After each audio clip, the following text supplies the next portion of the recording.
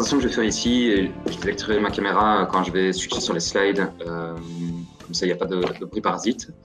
C'est la version adaptée d'une conférence en fait, que je donne, un cours que je donne à l'Université de Liège à des étudiants ingénieurs civils qui dure 2 heures.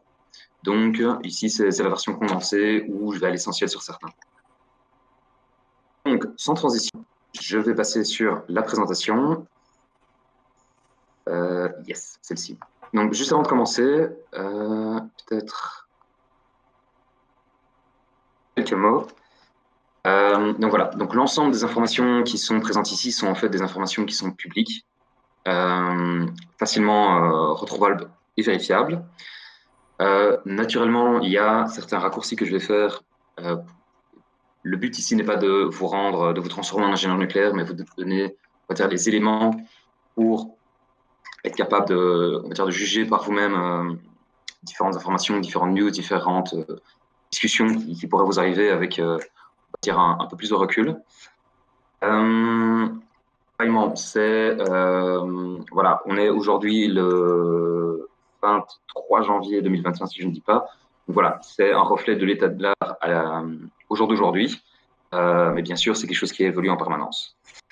Alors, par contre, on ne parlera pas, donc il n'est pas question ici de commencer à discuter de la stratégie de l'opérateur Electrabel, de la stratégie marketing business de Tractebel, ni même de discuter de la politique actuelle du gouvernement belge sur la prolongation éventuelle des centrales. Tout à la fin, je vous donnerai des liens. Donc, si ça vous intéresse, l'aspect business et l'aspect, on va dire, politique du sujet vous intéresse, j'aurai 2 liens utiles vers lesquels vous redirigez. Et comme je sais que c'est une question qui est systématiquement posée, les slides vous seront partagés à la suite de la conférence. Comme ça, si vous n'avez pas eu le temps de tout noter, vous pourrez repasser dedans. Et j'ai notamment des notes de cours qui ont été préparées pour les étudiants et qui vous permettront d'aller un petit peu plus loin et de retrouver en fait tout ce que je dis de manière écrite pour profiter des dernières longues soirées d'hiver. Donc voilà, ma présentation va être en 3 parties.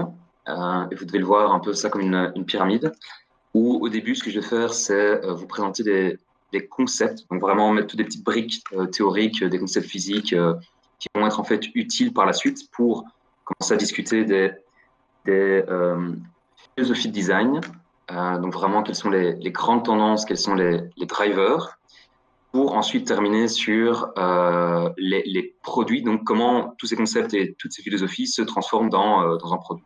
En gros, si vous voulez acheter une centrale nucléaire, quels sont les différentes types que vous pourriez investiguer.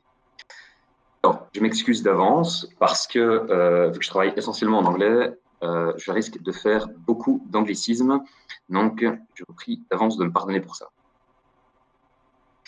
Donc voilà, je vais rentrer directement dans le vif du sujet avec peut-être un état des lieux à l'international de qu'est-ce que le nucléaire, où est-ce qu'on en a. Donc ici, sur cette carte qu'on voit en rouge, ce sont les réacteurs qui sont actuellement existants et en opération. Et en vert et bleu, ce sont les réacteurs qui sont en construction ou à l'état de projet. Donc, une première chose, et ici en fait, ce qui va être intéressant de retirer, les messages clés, c'est un peu la géopolitique nucléaire. On voit en fait que l'essentiel des réacteurs qui sont existants se trouve dans les grandes puissances industrielles et économiques, comme par exemple les États-Unis, l'Europe occidentale, le Japon, la Corée du Sud, etc. Tandis que l'essentiel des nouvelles constructions nucléaires se trouve en fait dans les pays émergents, à forte démographie, qui ont de grands besoins en énergie, non seulement pour satisfaire, on va dire, la montée du niveau de vie des populations locales, qui mécaniquement s'accompagne par une augmentation de la consommation énergétique, mais également par l'augmentation de la démographie qui, pareillement, de manière mécanique, va augmenter les besoins en énergie. Alors, si on vient ici en Belgique, où est-ce qu'on se situe encore aujourd'hui au 23 janvier? Donc, nous disposons de 2 centrales nucléaires, celle de Doel, qui est au nord du pays, et celle de Tihange au sud, qui totalisent 7 réacteurs nucléaires, 4 au nord, 3 au sud. Et ces 7 réacteurs totalisent 50%, donc la moitié de la production électrique belge. C'est énorme. Il n'y a pas beaucoup de pays qui ont l'équivalent. Il n'y en a que quelques-uns qui ont plus, comme par exemple la France, où la part du nucléaire dans le mix électrique est de l'ordre de 2 tiers, 3 quarts. Alors, en plus de ces réacteurs nucléaires qui sont là pour la production d'électricité, la production d'énergie, on a également un réacteur nucléaire qui s'appelle le BR2, Belgian Reactor 2, qui se trouve à Mol, également en région flamande, qui est le Centre national de recherche nucléaire. Et c'est un réacteur assez particulier parce que donc c'est un réacteur qui est destiné à la recherche, mais qui notamment produit des radioisotopes à destination des applications médicales et notamment le traitement du cancer. C'est quelque chose qui est quand même pas négligeable parce que ce réacteur produit un quart, 25% des radioisotopes du monde. Donc, pour faire simple, il y a à peu près un cancer sur 4 dans le monde qui est soigné avec des radioisotopes qui viennent de Belgique. Donc, le message à faire passer ici, c'est que en Belgique, il y a vraiment une très forte expertise nucléaire qui est assez bien reconnue internationalement et avec également toute, on va dire, la supply chain, tout le réseau, tout le tissu industriel qui accompagne non seulement la production d'énergie, mais également la production de radioisotopes, la recherche, etc. etc. Alors, si on rentre un petit peu dans la physique, fondamentalement, une réaction nucléaire, qu'est-ce que c'est? C'est dans le cœur d'un réacteur nucléaire, vous avez une population de neutrons qui sont émises, qui existent. Lorsqu'un de ces neutrons va entrer en collision avec un noyau d'uranium-235, vous avez une réaction qui peut se produire, c'est la réaction de fission. Et comme vous l'avez vu ici à l'écran, cette réaction de fission, en fait, va libérer également des neutrons. Et il va en libérer plus que ce qu'il n'a consommé. Donc, pour un neutron qui a été consommé, il y a non seulement une réaction de fission qui se crée, mais également des neutrons qui sont libérés, en moyenne 3. Ces 3 neutrons peuvent également entrer en collision avec d'autres atomes d'uranium qui se situent dans le cœur et également générer des réactions de fission qui libèrent de l'énergie et également des neutrons. Alors, deux choses ici. La première, c'est que l'énergie qui est libérée par la réaction de fission, en fait, elle est expliquée par la célèbre équation d'Einstein, E égale mc au carré. C'est-à-dire en fait que l'énergie qui est libérée correspond au défaut de masse multiplié par la vitesse de la lumière au carré. Le défaut de masse, qu'est-ce que ça veut dire? Ça veut dire que, voilà, si chez vous, vous avez un vase, vous le pesez, il fait 1 kg, et que par inadvertance, vous le cassez, mais que vous reprenez toutes les petites pièces et que vous les pesez à nouveau, vous avez également 1 kg. Et bien, dans un réacteur nucléaire, c'est pas ça qui se passe. Dans un réacteur nucléaire, si vous avez 1 kg d'uranium, que vous fissionnez 1 kg d'uranium et que vous pesez l'ensemble des produits de fission que vous n'avez plus 1 kg. Ce défaut de masse, c'est intégralement désintégré en énergie pure qui, en fait, est l'énergie cinétique qui se transfère en énergie thermique. Ça, c'est la première chose.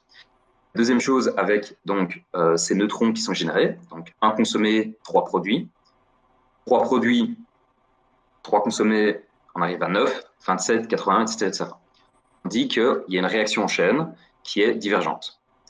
Alors, c'est une propriété qui est assez intéressante quand on veut démarrer un réacteur nucléaire, parce qu'on va démarrer à des niveaux de puissance qui sont extrêmement bas, quelques kilowatts, quelques mégawatts.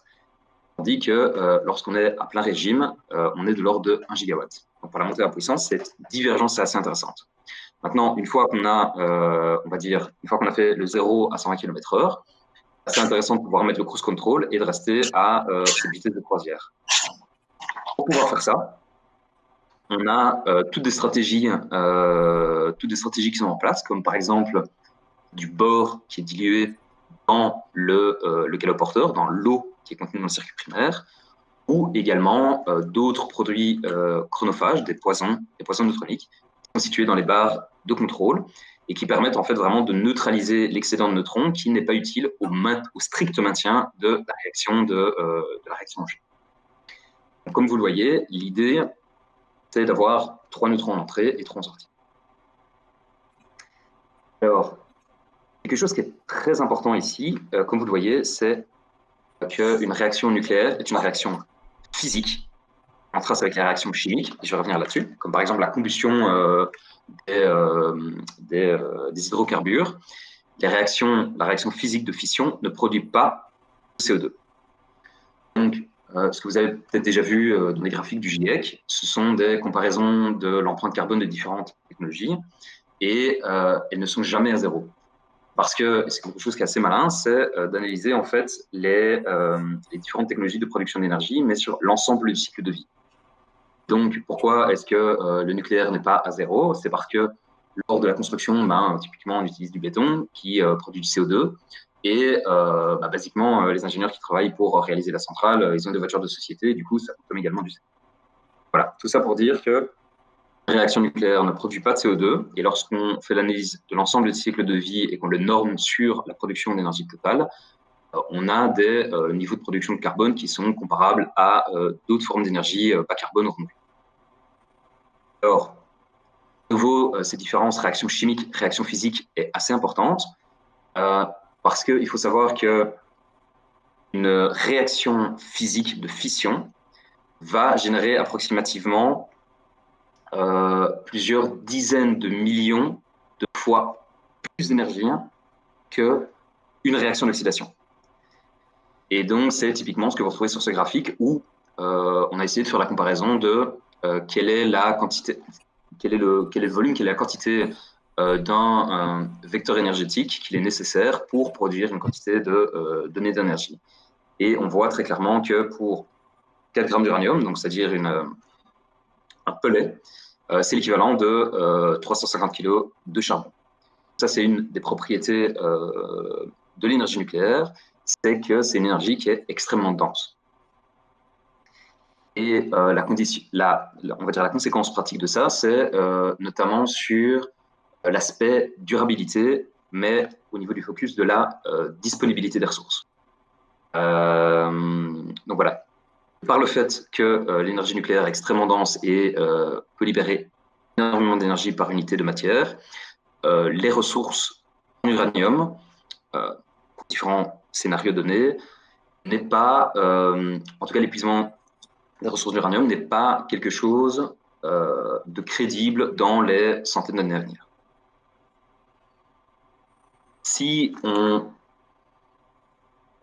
remonte un petit peu, qu'on sort un petit peu vraiment de la physique pure et qu'on essaie de regarder une échelle un petit peu plus accro et d'essayer de voir comment fonctionne une centrale nucléaire conventionnelle. Par conventionnelle, je veux dire une centrale nucléaire qui fonctionne à eau pressurisée, qui représente fondamentalement 90 à 95% des réacteurs qui existent aujourd'hui en opération. Il y en a un petit peu plus de 400 à l'international. On voit que c'est en fait décomposé en 3 circuits différents, primaire, secondaire, tertiaire. Chacun de ces circuits est physiquement séparés, ils sont chacun physiquement séparés l'un de l'autre, et ce qui les sépare, c'est en fait à chaque fois des échangeurs de chaleur qui permettent de transférer l'énergie d'un circuit à l'autre, mais tout en ayant un isolement physique de chacun de ces circuits vis-à-vis de l'autre. Dans le premier circuit, vous avez la cuve du réacteur qui abrite en son sein le combustible nucléaire composé d'uranium et au sein duquel prennent place les réactions de fission. La réaction de fission libère énormément de chaleur. Cette chaleur est transférée à un caloporteur qui, ici, est de l'eau, mais on verra plus tard à la fin de la présentation qu'il y a la possibilité d'avoir d'autres types de caloporteurs qui ont d'autres propriétés physiques et chimiques qui peuvent avoir des applications différentes. Donc, cette chaleur qui est transférée ici va être également transférée au circuit secondaire à travers un échange de chaleur qui s'appelle le générateur de vapeur, qui, comme son nom l'indique, produit de la vapeur, qui, elle, va être envoyée à une turbine, qui va actionner un alternateur, qui va envoyer l'électricité sur le réseau. En sortie de turbine, la vapeur va être recondensée, enfin, va être condensée pour être renvoyée dans le générateur de vapeur. Et la source froide qui va permettre justement de capter, de condenser cette vapeur en sortie de turbine va être puisée via une source froide, qui peut être typiquement une mer ou un fleuve. Alors, si c'est une mer, typiquement, on ne va pas, de manière générale, retrouver la tour d'évaporation. La tour d'évaporation, elle va être adjointe lorsque on est connecté à une rivière pour limiter l'augmentation de température. Ça, c'est quelque chose qui est assez important, c'est que l'eau qui est puisée dans le fleuve, qui est utilisée dans la centrale nucléaire et qui est renvoyée à la rivière elle-même, c'est de l'eau propre, contaminée, qui est simplement un petit peu plus chaude. Et pour limiter l'augmentation de température et respecter les normes environnementales, vous avez une tour de refroidissement qui permet de limiter cette augmentation de température. Alors, à gauche, pour avoir une petite idée des ordres de grandeur ou simplement à quoi ça ressemble, ici, vous voyez une photo d'un échangeur de vapeur qui a été remplacé. C'est un exercice qui se fait, je ne vais pas dire d'échéance de temps, mais c'est typiquement un exercice qui peut être fait lors de la durée de vie de la centrale, parce que voilà, il y a des dégradations qui peuvent arriver au cours du temps, par exemple simplement des encrassements, des bouchages, qui vont dégrader on va dire l'efficacité de l'échangeur de chaleur. Et au-dessus, ce que vous voyez, c'est la cuve du réacteur qui ici est ouverte pour on va dire, j'ai le mot en anglais, pour le refueling, donc pour le changement du combustible du réacteur et mettre du nouveau combustible. Alors, le sujet qui, à mon avis, est le plus important, donc c'est vraiment des choses sur lesquelles je m'attarde un petit peu parce que c'est un concept qui va nous suivre tout au long de la présentation, c'est qu'est-ce que c'est la radioactivité et quelles sont les applications. Parce que fondamentalement, qu'est-ce qui différencie une centrale nucléaire d'une centrale chimique, une centrale à gaz, une centrale à charbon, quoi que ce soit, c'est la radioactivité. Donc, la radioactivité, qu'est-ce que c'est? C'est ce qui se passe lorsqu'un noyau instable cherche à retrouver un état stable par l'émission de l'énergie excédentaire. Et l'énergie excédentaire qu'il a va être libérée sous forme d'énergie cinétique, de particules, comme par exemple des neutrons, comme par exemple des particules alpha, donc c'est l'hélium, ou des photons comme des rayons gamma. Ce qui est très important à comprendre, c'est que par interaction avec l'environnement, et c'est typiquement ce qu'on voit ici, donc c'est une cloud chamber, donc vous avez en fait ici un noyau, enfin une petite pierre d'uranium naturel mise dans une boîte dans laquelle on a une vapeur qui est en suspension et dans laquelle on voit macroscopiquement l'interaction de la radioactivité avec la matière qui l'entoure.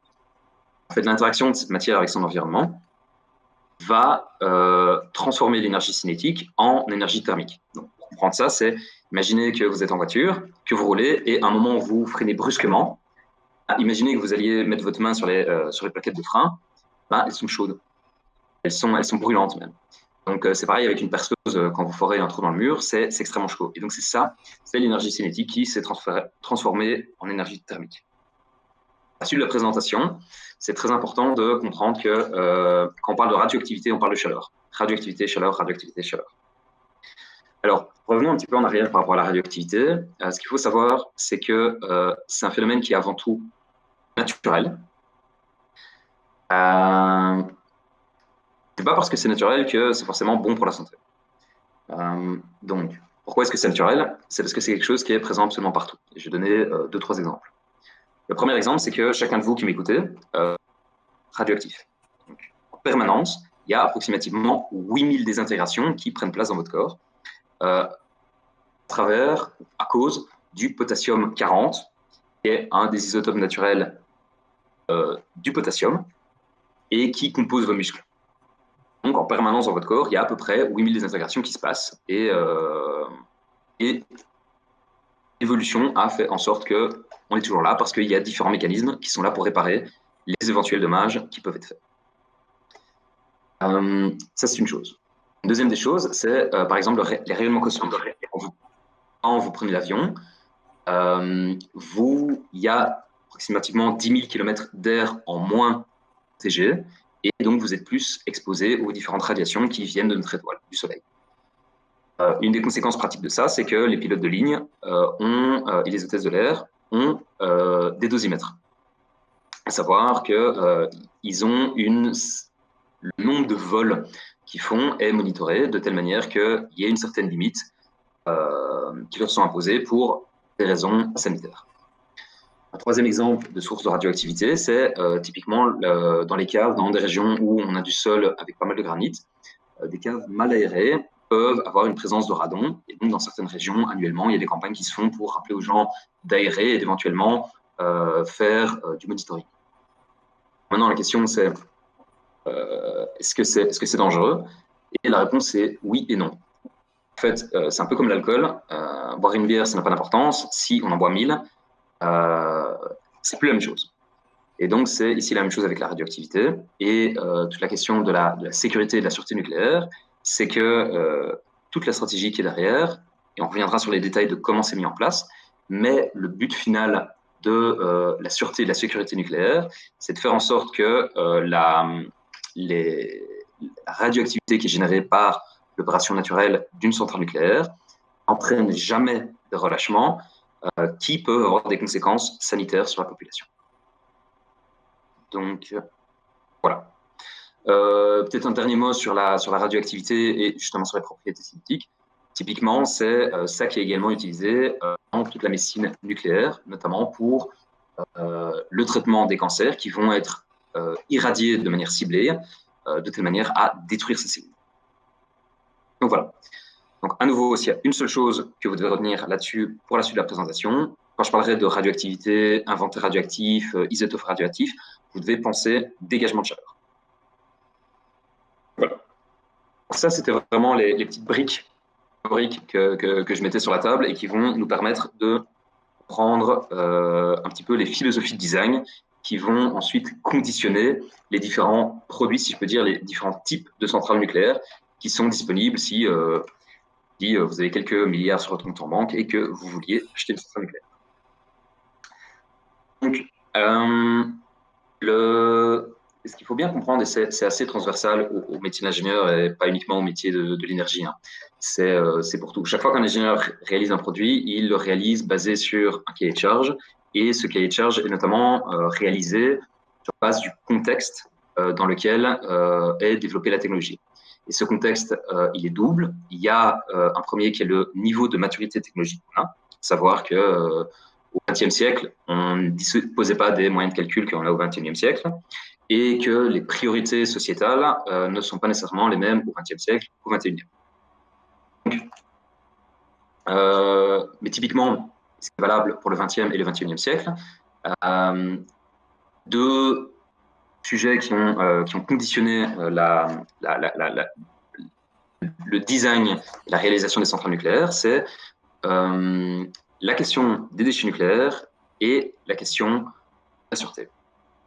Où, à nouveau, et je reviens là-dessus, la finalité étant qu'il n'y ait jamais de relâchement. C'est vraiment ça le but final, mais avec deux approches, on va dire, pas deux approches, mais en tout cas deux couloirs d'analyse différents. Mais le but, c'est qu'il n'y ait jamais de relâchement de matière radioactive qui puisse avoir des conséquences sanitaires sur le public. Donc voilà. Alors, la première des questions, c'est mais d'où viennent les déchets nucléaires? Alors, dans le cœur d'un réacteur nucléaire, il y a deux types de réactions qui peuvent avoir lieu.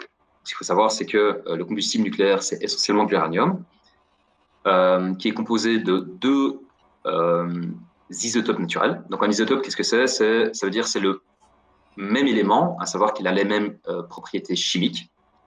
Il va s'oxyder de la même manière, etc., etc. Mais son noyau est un petit peu différent, ce qui veut dire qu'il n'a pas les mêmes propriétés physiques. Donc, à l'échelle atomique, il n'aura pas les mêmes types de réflexes, de réactions, etc. On va le voir ici.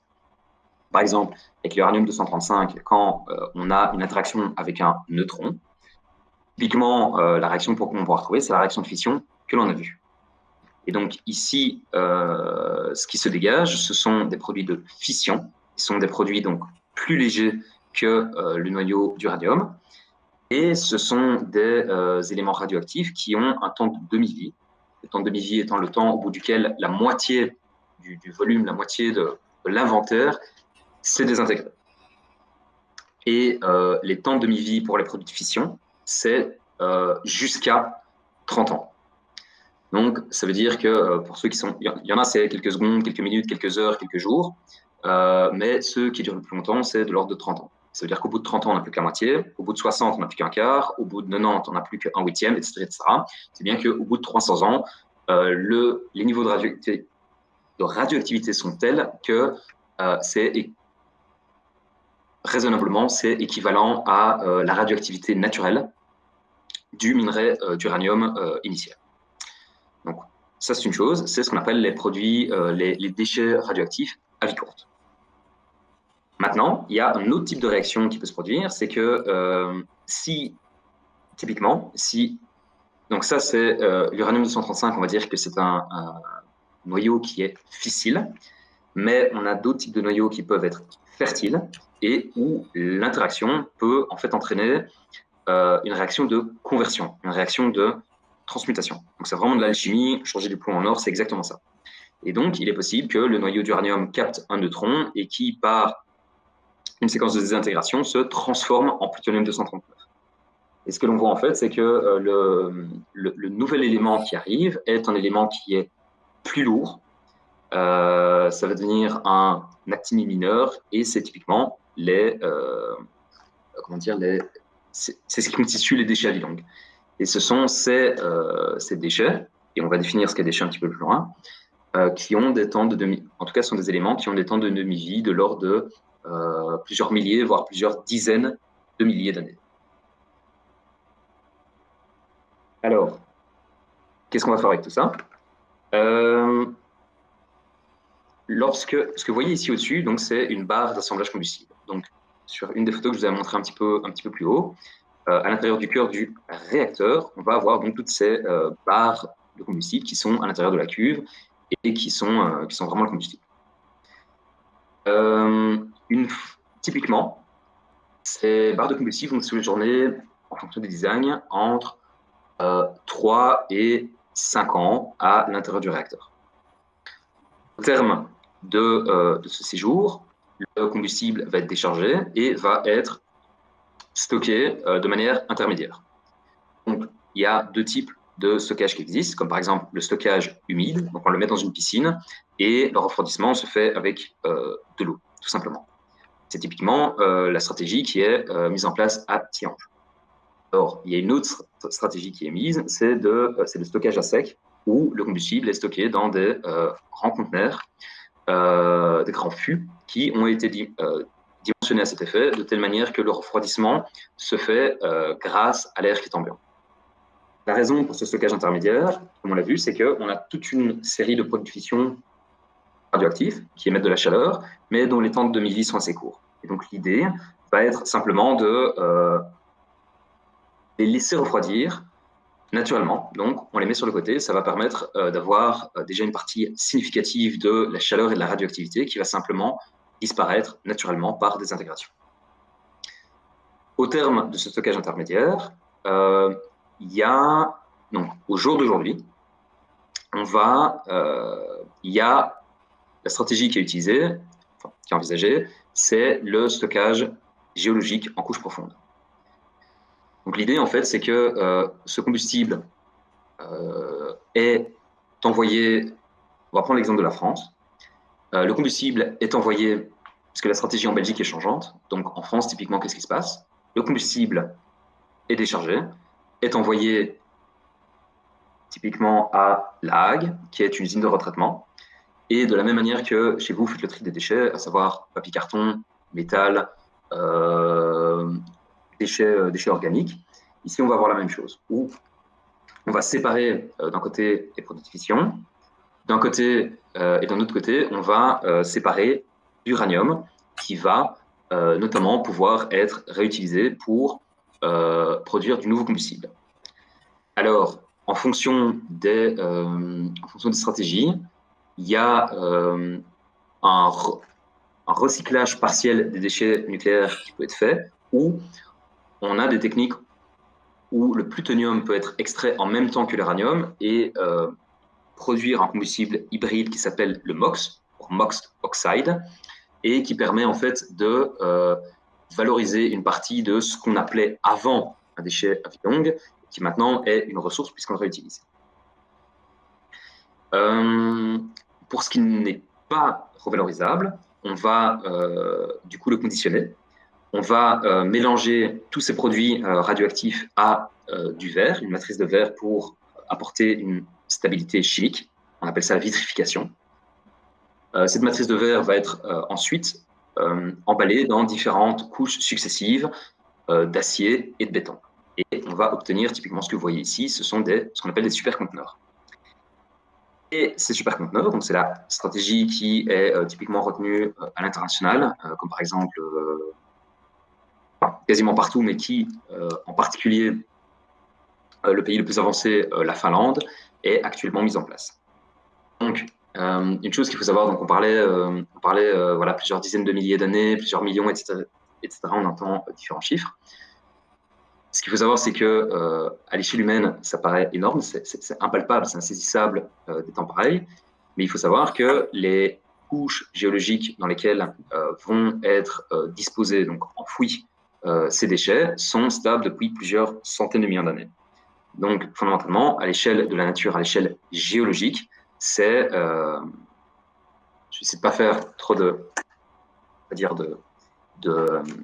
green bashing si je peux, mais c'est un clin d'œil. Fondamentalement, à l'échelle géologique, 1 million d'années, c'est un clin d'œil. Quelque chose d'intéressant que vous pourriez voilà, regarder, c'est ce qu'on appelle le géoréacteur de Oklo. Si je dis pas de bêtises, il me semble que c'est en Afrique, mais il faudra vérifier. Et en fait, c'est un endroit assez particulier où il y a un gisement d'uranium qui se trouve à cet endroit-là, et où il y a plusieurs centaines de milliers d'années, voire plusieurs millions d'années, il y a de l'eau qui s'est en fait infiltrée dans cette mine, et l'eau en fait a des propriétés de modération qui permettent en fait, on va dire, de déclencher, je fais des raccourcis, mais qui permettent de déclencher des réactions nucléaires. Et donc, on a eu en fait un réacteur nucléaire naturel qui s'est produit à cet endroit-là. Et lorsque on a creusé, donc dans les années 2000, lorsqu'on a creusé pour aller chercher le minerai d'uranium et qu'on s'est rendu compte que la quantité 235 qu'on retrouvait était trop faible, on a compris qu'il y avait en fait une réaction nucléaire qui avait pris place. Et un truc extrêmement intéressant qu'on a vu à cet endroit-là, c'est que les déchets nucléaires qui avaient été naturellement produits par les réactions, etc., étaient restés là. Donc, en fait, la nature nous a déjà démontré qu'il était possible de séquestrer des matières radioactives pendant de très grandes périodes de temps. Maintenant, la question qui est aux mains des ingénieurs, c'est est-ce que les conditions qu'on a pu observer à cet endroit-là sont reproductibles dans nos types d'argile avec nos concentrations en matière radioactive, etc. Donc, typiquement, un exemple, on a en Belgique, et on peut être fier de ça, on a eu le premier laboratoire souterrain très grande échelle, presque le premier laboratoire grande échelle pour justement étudier les propriétés de perméabilité, les propriétés de tenue à la chaleur, les différentes propriétés de dégradation au cours du temps et tout, qui est en Belgique et qui s'appelle le laboratoire ADES. Et les résultats des différentes expériences qui prennent place dans ce laboratoire permettent de conditionner en fait le design du stockage final qui prendra place. Alors, si on essaie de mettre des chiffres par rapport à tout ça, il y a donc différentes catégories de déchets en fonction de leur longévité et de leur niveau de radioactivité. Et donc, la combinaison de ces deux paramètres, en fait, s'appelle ce qu'on appelle communément la radiotoxicité. Et donc, si on essaie de voir un petit peu, donc en Belgique, qui est un pays dont la moitié de la production électrique vient du nucléaire, sur un siècle, donc une vie, la quantité de déchets de catégorie A, c'est-à-dire de courte durée de vie et de faible activité, est l'équivalent d'un terrain de foot sur 6 mètres de haut. Et les déchets de catégorie B et C, qui sont en fait... Et ces déchets de catégorie A sont des déchets qui peuvent en fait être entreposés en subsurface, donc à quelques mètres sous terre, tandis que les déchets de catégorie B et C, qui représentent en fait les déchets de haute activité et ou longue durée de vie, sont ceux qui vont devoir être vitrifiés et enfouis en couche géologique profonde. Et donc, sur 100 ans d'exploitation, le volume de déchets qui serait à enfouir représente un terrain de foot sur plus ou moins 1,5 m de haut. Donc, pas de jugement de valeur, mais vous avez l'ordre de grandeur. Donc, typiquement, ben voilà, à nouveau, qu'est-ce que ça représente? Si vous voulez aller voir pour aller vérifier, vous avez la centrale nucléaire de Beach Bottom qui est aux États-Unis, ou le stockage à sec, ou le stockage, pour vous rendre compte des volumes qui sont en jeu, ben voilà, l'ensemble des déchets radioactifs de catégorie B et C qui sont produits sur l'ensemble de la durée de vie de la centrale sont stockés dans ces fûts, qui est donc un stockage à sec qui est en extérieur, et où vous pouvez vous rendre compte ici, avec les différentes échelles que vous avez, de la place qui est prise pour quel est le volume de déchets que ça représente. Alors, est-ce que c'est tout? Est-ce qu'il y a des pistes de réflexion sur, mais voilà, indépendamment donc, sans jugement de valeur sur est-ce que c'est beaucoup, est-ce que c'est bien, est-ce que c'est rien, est-ce que c'est dangereux, est-ce qu'on peut faire mieux? Donc, il y a la piste la plus facile, la plus simple à mettre en œuvre, c'est en fait, le combustible séjourne dans le cœur du réacteur,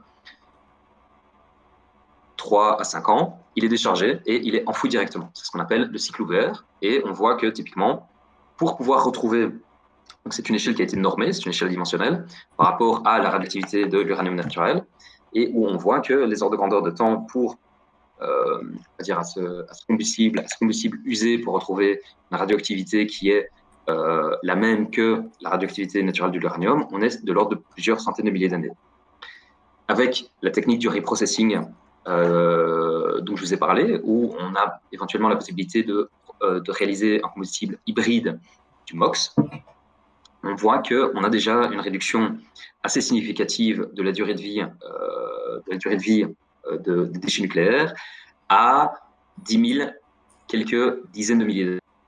Avec un exemple qui est souvent donné, à savoir que les pyramides sont une construction humaine qui a été construite et pensée pour curer et qui a plus de 10 000 ans. Alors, et ça je reviendrai dessus en fin de présentation avec les nouvelles technologies nucléaires. L'idée est de pouvoir, en fait, ce qu'on dit, pouvoir fermer le cycle et être capable, en fait, de transmuter l'ensemble des matières radioactives à vie longue, donc le plutonium, mais également d'autres qui sont plus lourds, comme l'américium, le curium, etc. etc. Et si on est capable de faire ça, si on est capable de fermer le cycle et de ne se retrouver qu'avec des déchets à vie courte, on voit que on retrouve une radioactivité équivalente à celle de l'uranium naturel, qui est de quelques centaines d'années. Quelques centaines d'années, c'est la cathédrale de Paris. Pour donner des ordres de grandeur avec quelque chose qui est, on va dire, auquel on peut se rattacher. Ça, c'était par rapport aux différents déchets nucléaires. Parce que je pensais que j'aurais mis un endroit. Avec tout ceci, avec ce qui est le reprocessing et le closed cycle, c'est que ce qu'il faut bien se rappeler avec les déchets nucléaires, c'est qu'un déchet est un déchet parce qu'on ne peut rien en faire d'autre. On est capable d'en faire quelque chose d'autre, ça devient une ressource et ce n'est plus un déchet. C'est typiquement ce qui est fait partiellement dans le reprocessing et le MOX.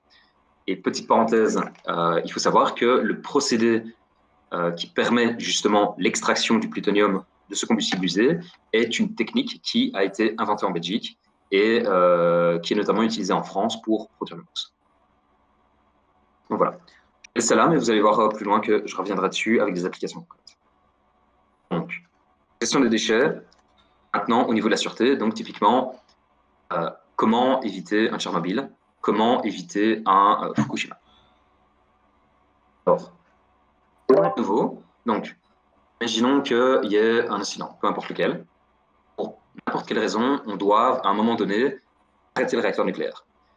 Ce qu'on fait, c'est qu'on appuie sur un bouton, on va faire un scram, et on a les barres de contrôle qui vont descendre comme des crayons à l'intérieur en tout cas entre les barres de combustible.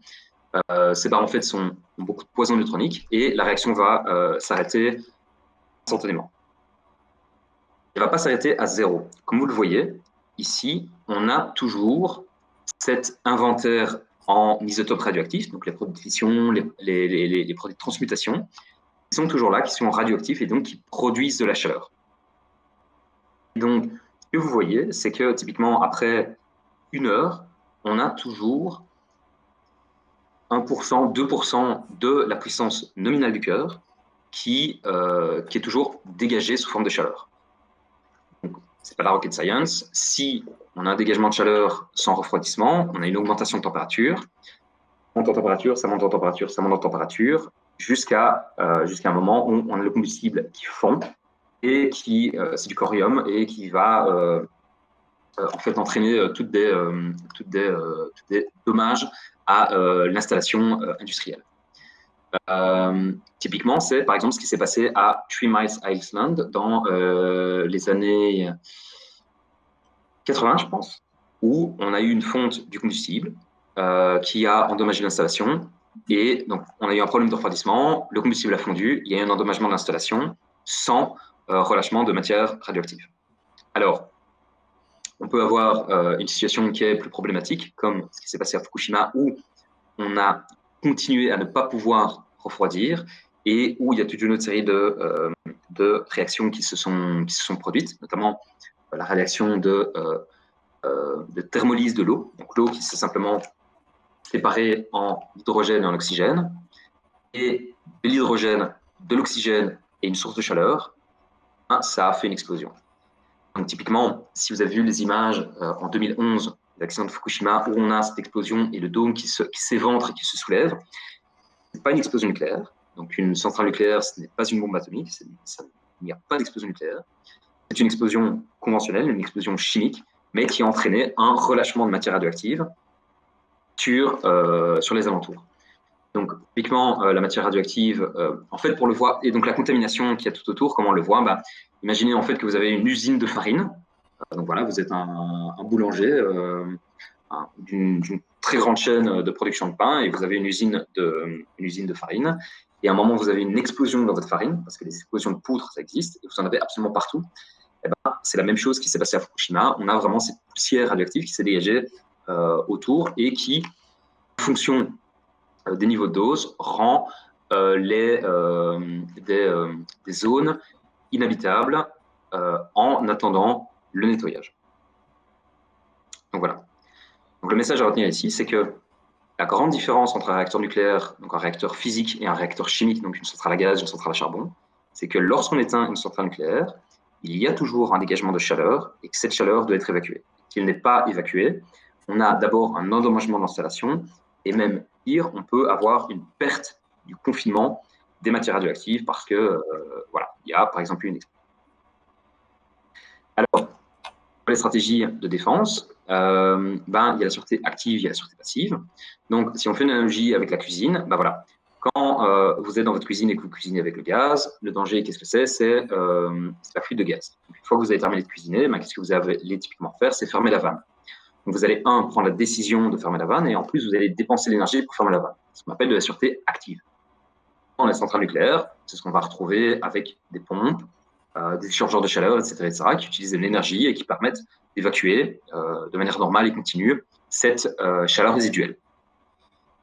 Maintenant, ce qui serait embêtant, c'est que, imaginons que vous ne fassiez pas attention, il y a un courant d'air, il y a la flamme qui s'éteint, vous n'avez pas envie que le gaz se disperse.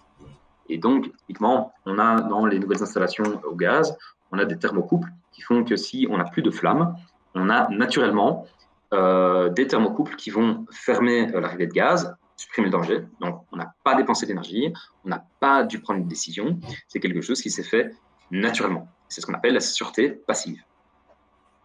Alors, donc, le nucléaire, à nouveau, je parlais du XXe siècle, XXIe siècle. Ce qu'il faut bien comprendre, c'est que ce n'est pas un bloc monolithique, figé, qui n'évolue pas. Il y a toute une évolution. Donc, aujourd'hui, à l'heure actuelle, la quasi-totalité des centrales nucléaires qui sont en fonctionnement sont dites de génération 2. La génération 3 est en cours de déploiement avec notamment l'EPR, l'infameusement connu EPR français, par exemple, de Flamanville et de Kyoto, qui sont en fait une évolution, donc même technologie, mais améliorée, on va dire, avec les différents retours d'expérience qu'il y a eu. Et typiquement là-dessus, un des accents qui est mis, c'est justement de mettre de plus en plus au centre cette sûreté passive, parce que c'est une sûreté qui est naturelle, qui n'a pas besoin, qui est spontanée, qui n'a pas besoin de décision, qui n'a pas besoin d'énergie. Donc, de manière très concrète, comment ça peut se matérialiser dans un réacteur nucléaire. Ici, vous avez par exemple l'AB1000 américain. Donc, le réacteur nucléaire est ici au centre, les échangeurs de vapeur, etc., etc. Donc, imaginons qu'on a un accident du type Fukushima, c'est-à-dire qu'on perd toutes les alimentations électriques, on ne sait plus faire tourner les vannes. Eh bien, ce que vous avez sur le toit, c'est une piscine qui simplement va laisser ouvrir des vannes. Donc, si on n'a plus d'électricité, elle s'ouvre naturellement et on a un ruissellement d'eau qui va venir sur la coque qui va permettre de refroidir l'ensemble de l'installation. Et donc, on a une installation qui, donc, le réservoir est dimensionné de telle manière que pendant 3 jours, 72 heures, il n'y a aucun endommagement, donc on ne dépasse aucune limite de température, etc., etc., pendant 72 heures sans avoir dû prendre une seule décision ou dépenser l'énergie. Après, bien sûr, il y a d'autres stratégies pour remplir la cuve, il y a d'autres systèmes, etc., etc., mais qui sont des systèmes actifs. Donc voilà, donc c'est ça la philosophie, c'est d'arriver à avoir une sûreté qui ne dépend de moins en moins des sources d'énergie et de décisions d'opérateurs. Voilà, maintenant, est-ce qu'on peut aller plus loin par rapport à la gestion des déchets et par rapport à la sûreté? Et c'est là que vient le dernier des sujets, qui sont le sujet des Small Modular Reactors. Ce n'est pas la génération 4, pour certaines personnes qui l'ont entendu, mais ça peut bénéficier de la génération 4. On va y arriver. Alors, comme je vous avais dit en entrée, les réacteurs qu'on a aujourd'hui en exploitation sont des réacteurs qui ont été conçus et construits au XXe siècle avec les moyens technologiques du XXe siècle et avec les priorités du XXe siècle. Le contexte du XXIe siècle est différent parce que les moyens technologiques ne sont pas les mêmes, les connaissances scientifiques ne sont pas les mêmes et les priorités ne sont pas les mêmes. Et donc, nous, on est, sans entrer dans le marketing, nous, les 4 grandes questions auxquelles nous pensons que le nucléaire est soumis aujourd'hui au XXIe siècle sont celles-ci. La première, c'est comment redonner une confiance dans la sûreté nucléaire à travers la sûreté inhérente, je vais arriver là-dessus. Comment est-ce qu'on peut allevier the fear, donc comment est-ce qu'on peut retirer ou soulager la peur que les déchets nucléaires puissent être un fardeau pour les générations futures. Donc ce sont sur ces 2 sujets que je vais zoomer et sur lesquels je vais terminer. Il y en a 2 autres additionnels sur lesquels je ne vais pas rentrer parce que c'est 1, le temps imparti, et 2, on commence à tomber dans des considérations plus marketing, stratégie, etc., etc. Et donc à la fin, je vous ai mis un lien, un white paper qu'on a publié juste avant les vacances de Noël et qui vous donneront un panel d'informations additionnelles là-dessus pour toutes les personnes qui sont intéressées. Et donc les questions additionnelles là-dessus sont comment, en gros, le nucléaire aujourd'hui est baseload. Pourquoi? Parce qu'au XXe siècle, le principal moteur du déploiement des centrales nucléaires, c'était l'abondance énergétique conditionnée par le déploiement industriel, la sécurité d'approvisionnement, donc la stabilité, la visibilité sur les prix, puisqu'on avait quand même connu le clash des chocs pétroliers. Donc aujourd'hui, les centrales, la flexibilité dont ils disposent est limitée, mais ça a été un choix technologique qui a été fait à l'époque. Donc aujourd'hui, la question, c'est comment rendre les centrales plus flexibles, plus versatiles, avec des applications qui ne sont pas que électriques, mais également thermiques, etc., etc. Et une autre des questions, quand on voit les déboires des projets de Flamanville, même les montants qui sont investis pour le projet d'Hinkley Point C en Angleterre, plusieurs dizaines de milliards, la question est faite, comment est-ce qu'on peut rendre les centrales nucléaires, les projets nucléaires plus investment friendly. Donc voilà, deux questions que je ne zoomerai pas ici, mais pour lesquelles vous aurez énormément d'informations dans le white paper que je vous lis à la fin de la présentation. Donc les 2 sujets ici, c'est comment rendre en fait les centrales, comment rendre une confiance dans la sûreté des centrales nucléaires en ayant des centrales qui sont sûres, pas parce qu'on a mis plein de barrières, mais parce que physiquement, parce que les principes physiques qui sont là rendent impossible un accident nucléaire. ou en tout cas un relâchement de matière radioactive avec des conséquences pour la population autour. Ça rendre physiquement impossible.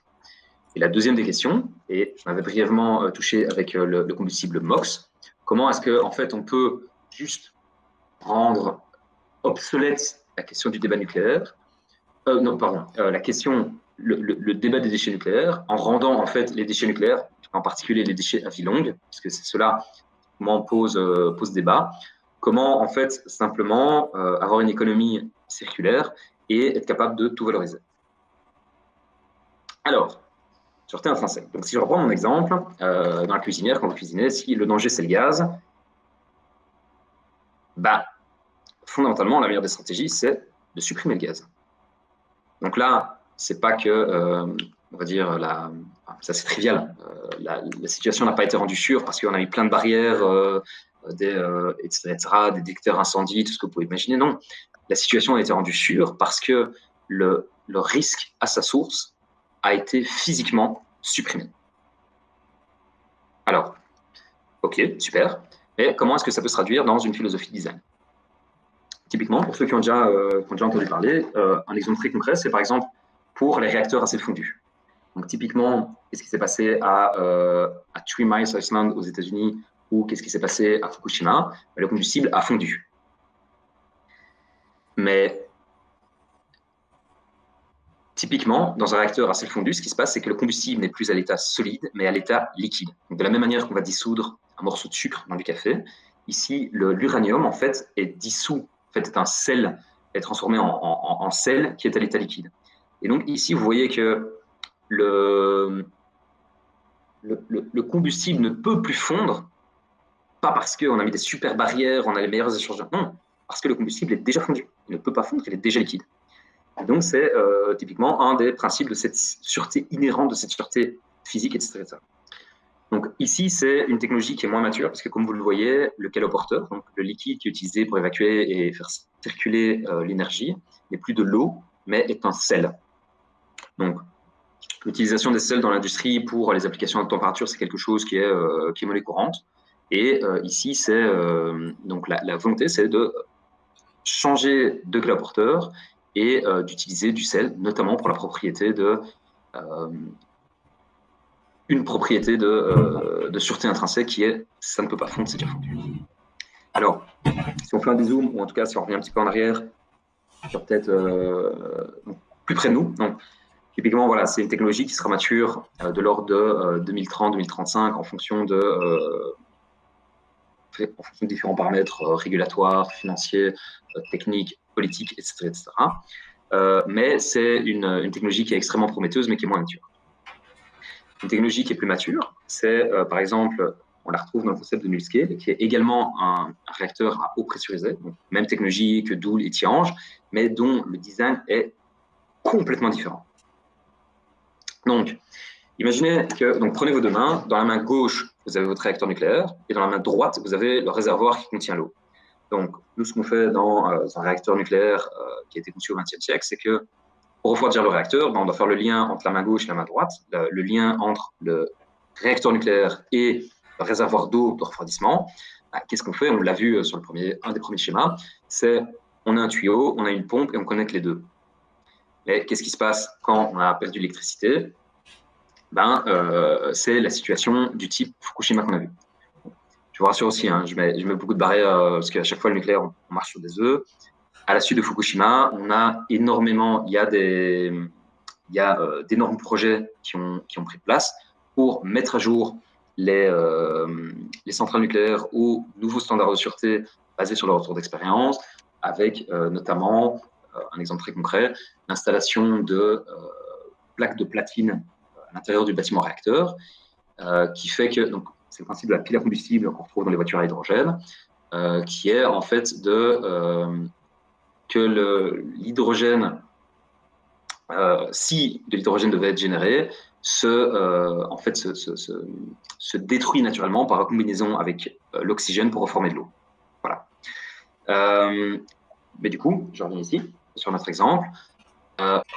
Donc, réacteur du XXe siècle, réacteur dans la main gauche, réservoir dans la main droite, on les lie avec un tuyau et avec une pompe.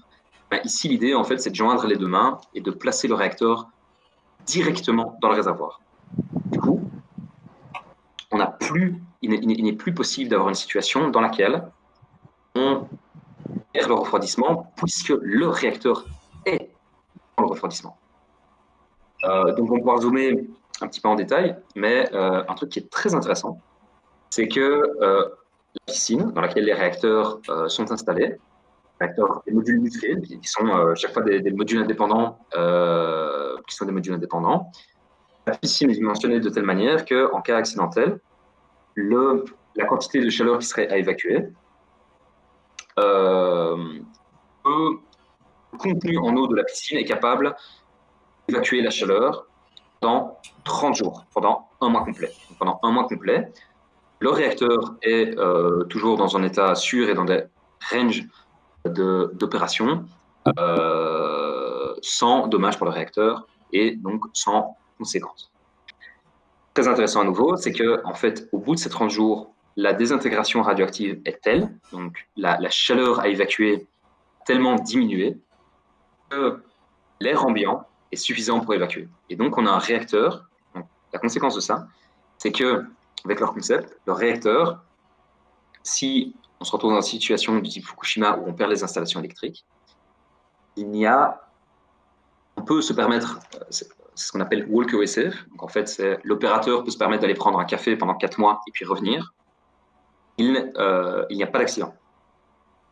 Donc ça, c'est assez intéressant. Donc ici, c'est très beau sur un PowerPoint, mais est-ce que c'est crédible? Eh bien, typiquement, et vous voyez la date 2018, on a la NRC, qui est l'autorité de régulation américaine, qui a remis un avis et qui a qui a conclu qu'en effet, le réacteur de NuScale n'avait pas besoin de source d'électricité pour ramener le réacteur dans un état sûr lorsque on a des déviations du mode opératoire normal.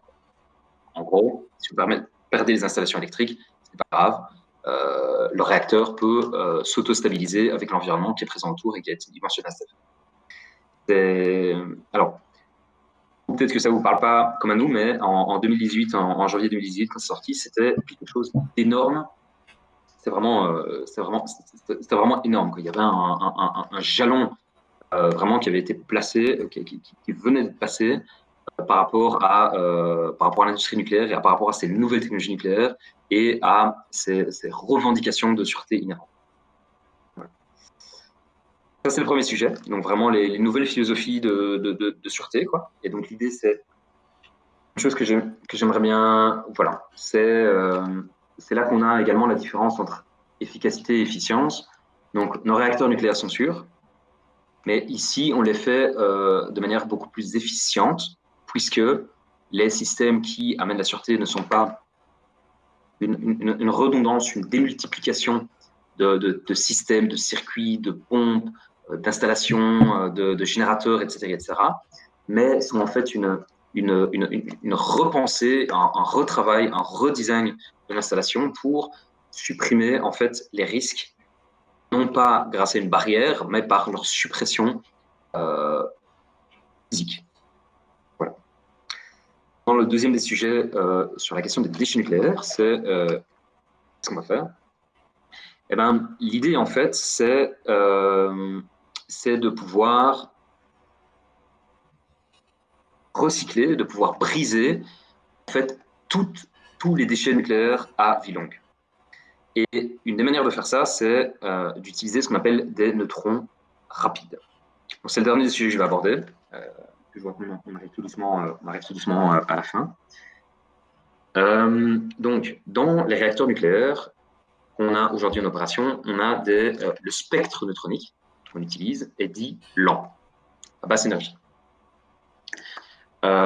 Et dans de nouveaux types de réacteurs nucléaires, donc qui utilisent un caloporteur différent, qui utilisent un liquide de refroidissement différent, et donc pour lequel les atomes qui sont au voisinage du combustible, au voisinage des autres atomes d'uranium, est différent. Et donc les propriétés physiques sont différentes. Alors la question c'est, quelle est l'implication, en fait, quelle est la différence neutrons lents et neutrons rapides, quelle est l'implication et comment est-ce qu'on choisit? J'y arrive. Donc, historiquement, la raison pour laquelle on a choisi de travailler avec des neutrons lents, donc des neutrons à faible énergie. Donc ici, en ordonnée, vous voyez la vitesse, donc l'énergie des neutrons. Et en ordonnée, vous avez une mesure de la probabilité de ces neutrons de causer une réaction efficiente.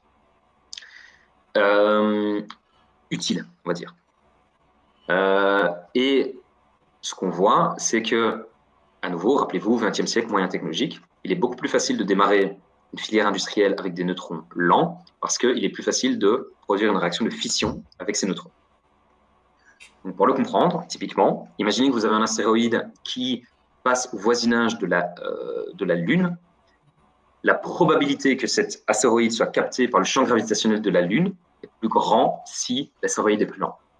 Et c'est pour ça que, historiquement, on a choisi de travailler avec ça, parce que c'était plus facile de démarrer la filière. Alors, aujourd'hui, pourquoi est-ce qu'on peut travailler avec des neutrons rapides? Déjà parce que les moyens technologiques, la connaissance, etc., nous le permettent, mais surtout parce que ces neutrons rapides vont permettre de fissionner des noyaux, donc le neptunium, le magnésium, le curium, qui sont donc des déchets à vie longue, tout comme le plutonium, et donc voilà, ça va permettre de les fissionner de telle manière que, à nouveau, leur durée de vie, leur durée de vie radioactive soit réduite d'un facteur de plusieurs milliers, de plusieurs facteurs de plusieurs ordres de grandeur. Donc ça, c'est une chose. Et puis alors, il y a une autre, mais c'est vraiment une petite parenthèse, c'est que si vous brisez un atome d'uranium avec un neutron lent ou un neutron rapide, le nombre de neutrons qui est libéré n'est pas le même. Il y a en fait plus de neutrons qui vont être libérés si la fission est causée par un neutron rapide. Et donc, qu'est-ce que ça veut dire? Ça veut dire que pour le même nombre de fissions, le même nombre de réactions nucléaires, vous avez un excédent de neutrons qui sont disponibles.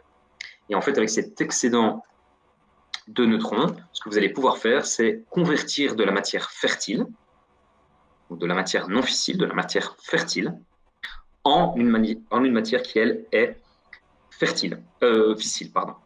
Et c'est typiquement ce qu'on appelle les surgénérateurs, et où, en fait, ce sont des réacteurs qui sont capables de produire plus de matière combustible que ce qu'il n'a consommé, quoi. Et donc, c'était ça, une des choses que j'avais brièvement introduit en introduction par rapport à, on va dire, la disponibilité, la durabilité des ressources combustibles, c'est que utiliser ces techniques permet de multiplier par plus ou moins un facteur 60. Et ce facteur, en fait, vient du ratio entre uranium-235 et uranium-238 dans la nature. Et donc, accéder à cette technologie va permettre de multiplier par un facteur 60, en fait, les réserves exploitables d'uranium qu'on a à l'heure actuelle. Voilà. Et pareil, si je reprends l'analogie ici, imaginons que vous avez votre astéroïde qui fonce droit vers la Lune cette fois, la probabilité que cet astéroïde brise la Lune en deux est naturellement plus grande si l'énergie et donc la vitesse de l'astéroïde est plus élevée. Alors maintenant, la question c'est comment est-ce qu'on choisit? C'est là que vient la modération. Et typiquement, c'est le billard. Donc, donc, typiquement, quand vous jouez au billard et que vous tirez votre balle centrale et qu'elle part sur les différentes boules et que ça ricoche, vous avez un transfert d'énergie successif qui se fait avec les différentes billes. Et une chose qu'il faut savoir, c'est que ce transfert d'énergie c'est les lois de la mécanique qui nous expliquent, c'est extrêmement efficace si les tailles, les masses sont similaires. Si elles sont les mêmes, c'est la meilleure efficacité qu'on a. Et donc, quel est en fait l'élément qui a la masse la plus proche de celle du neutron? C'est le proton. Quelle est la molécule qui contient beaucoup de protons? C'est l'eau. Et c'est pour ça que, historiquement, le liquide de refroidissement, le caloporteur qu'on a dans les réacteurs nucléaires de type Tihange et Doule, c'est de l'eau. Parce qu'à la fois, ça va avoir un rôle de caloporteur, mais également de modérateur, donc ça veut dire de déclencheur de la réaction. Donc vous le voyez ici, vous avez votre neutron qui, lorsqu'il est libéré, est rapide, mais par collision successive avec son environnement, va devenir lent. C'est ce qu'on appelle la modération. Alors maintenant, Qu'est-ce qu'on fait pour avoir des neutrons rapides? Ben, en fait, si dans le voisinage du cœur du réacteur, on n'a que des éléments qui sont extrêmement lourds, par exemple le plomb, vous allez voir pourquoi je mentionne le plomb, eh ben, la modération est extrêmement inefficace et vous n'avez pas de modération et donc les neutrons restent dans un spectre rapide. Donc voilà. Alors, ça, typiquement, comment ça se traduit? Et là, à nouveau, on peut être vraiment extrêmement fier d'être belge. C'est typiquement une des applications qu'on va avoir dans le projet Mira, dont les initiales, c'est en gros quelque chose de très multi-application, adornement système, quelque chose. Mais fondamentalement, l'idée, c'est d'avoir un accélérateur de particules linéaires, donc c'est en gros un ensemble d'aimants, qui vont accélérer des particules chargées, des protons, à plusieurs centaines de mégaélectronvolts. Donc, c'est vraiment donc, pour vous donner un ordre de grandeur, donc, voilà. Les neutrons, lorsqu'ils sont libérés d'une réaction de fission, c'est de l'ordre de 1 mégaélectronvolt. Lorsqu'ils sont modérés, ils arrivent de l'ordre de quelques dixièmes, voire millièmes d'électronvolts, donc presque 1 milliard de fois moins énergétique. Et ici, en fait, on va accélérer les particules à plusieurs centaines de mégaélectronvolts. Donc, ce sont des vitesses, en fait, qui vont nous permettre d'accéder à des phénomènes physiques qui sont encore différents de ceux que je vous ai montrés, comme la spallation. En gros, on a une cible sur laquelle on strike, et l'énergie est telle qu'on n'a pas une réaction de fission, mais on a vraiment on a un éclatement complet. C'est comme si vous jouiez au bowling et que la balle allait tellement vite que les quilles elles-mêmes se brisaient, en fait. Et en fait, ça va libérer à son tour des neutrons à très haute énergie qui vont bombarder des cibles et qui vont permettre de faire plein de super expériences au niveau des matériaux, au niveau de la physique fondamentale, au niveau des nouveaux radioisotopes pour des nouveaux types de traitements, etc., etc. Donc, c'est vraiment un projet qui est magnifique. Et en fait, tout au bout, ce que vous avez, c'est notamment un réacteur, et ça, je vais vous montrer, ça va être mieux. J'espère que la vidéo va bien passer, ça dure quelques secondes. Où en fait, donc voilà, vous avez en fait un réacteur nucléaire dont le caloporteur va être du plomb, pour être exact, un mix de plomb et de bismuth pour avoir une technique. En fait, le combustible va être striké par